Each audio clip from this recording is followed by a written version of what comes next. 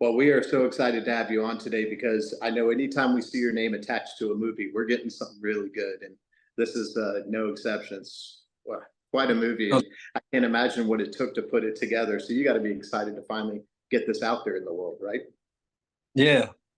Well, we had 48 days to do it in, and I had getting my ankle replaced after a week after that, so I had to finish on time. Wow. No rest for the wicked, right?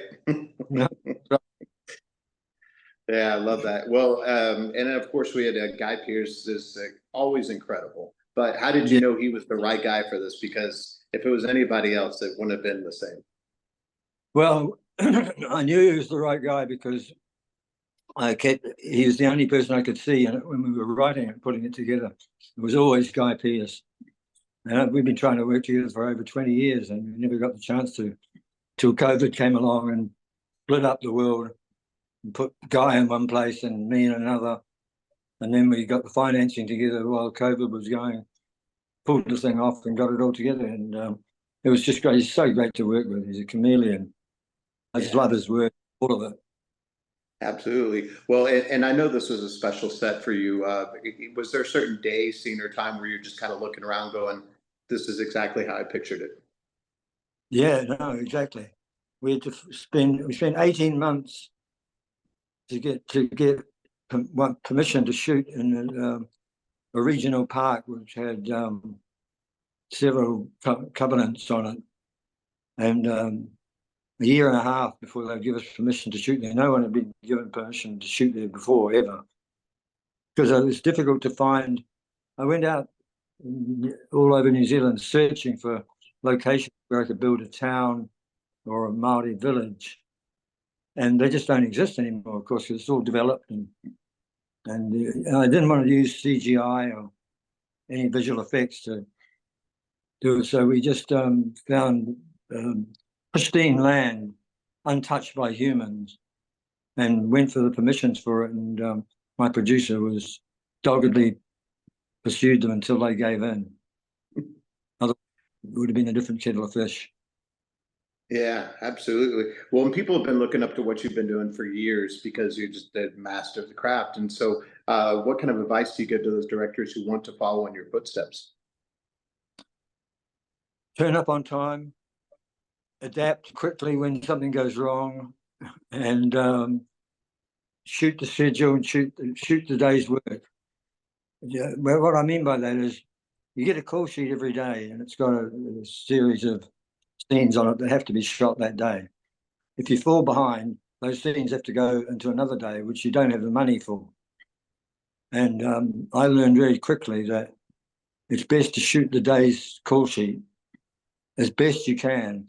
If you've got it in your head, or if you've got it planned to have it to shoot it in 36 setups, and the weather comes in or the trucks don't arrive, then you better be able to adapt to shoot it in 14 or 12, or do it all in one shot.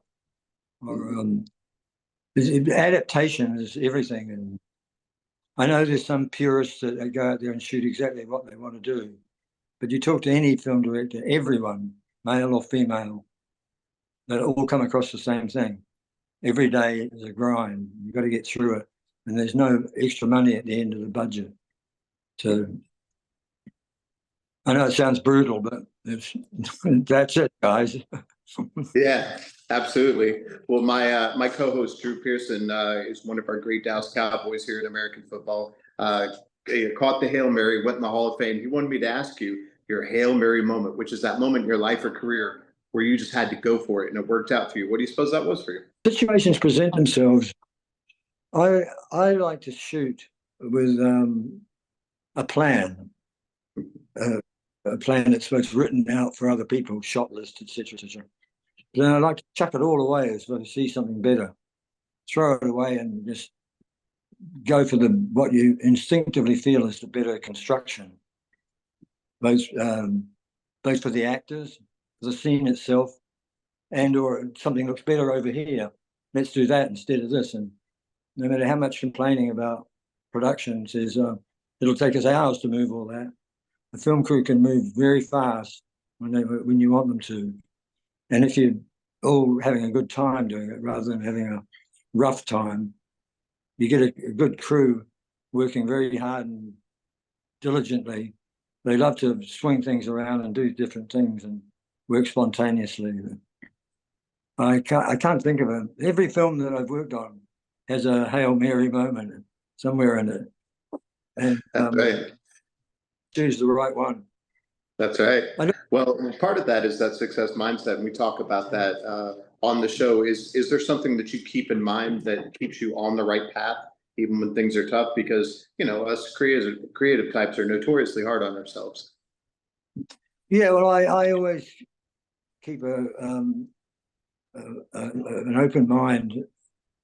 You've got to shoot the day's work, and you've got to solve the problems.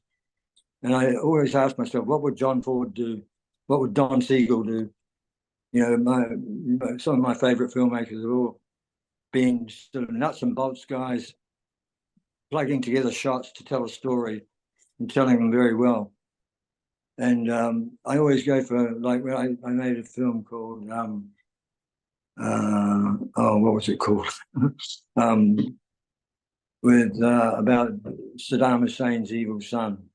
Ah, yes, Devil's Double. Devil's Right? Double. Yeah. Yes. It's just full of things. We had to chop and change things all the time and move from here to there and go to Jordan and shoot this in Saudi Arabia, and it was different working out of Europe with a fixed budget and so many different things happening. It was, you just got to roll with the punches and think on your feet as you go. Yeah, absolutely. Well, with this movie, there's so much being said here. In addition to the entertainment, of course, I think it's highly entertaining. But I think depending on what you maybe have been through in your life or what you've seen or read about or experienced, you might get some different out of it. What are you hoping that people will think about, talk about, discuss after this film? Well, I wanted to show, excuse me, I wanted to show that Maori culture, Maori themselves, the people, were no different to the Europeans. They weren't the lost tribe of Israel. They weren't children that need to be taught how to behave in the European fashion. And I want to show that they're just as devious and as well as being capable of love and venality and deception as much as there is in the European society. So no matter how much he tries to get away from his own culture, maybe he drifts into another one with the same problems but different. There's a whole different, like their spirituality is different from the one he's learned. That ultimately Maori we're happy to embrace his God if he can pull off a few tricks for them. If you can do this for me, then I'll believe in your God. And I'd like people to come away with a sense that everyone in the film, both Maori and Europeans, are different from each other, really. They're capable of being decent to each other, and I think the end of the film nails it, really.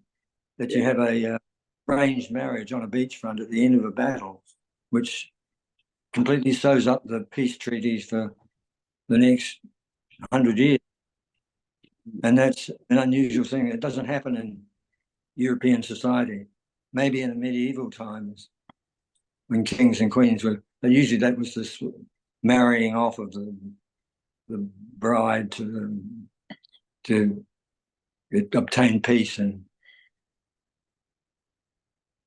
yeah, absolutely. Well, we're so excited for everyone else to see this. Last thing, what do you have coming up after this? Because I know you're always working on something great. well, I'm working on a television closed series, six-part series about a bunch of Rastafarians who decided, for reasons known I won't go into at the moment, to burn down the town that they were living around, and had a conflict with the farming community and the settlers and it became a sort of a guerrilla war. And it happened in New Zealand in 1980s, late 1980s. And I'm trying to put some sense around that.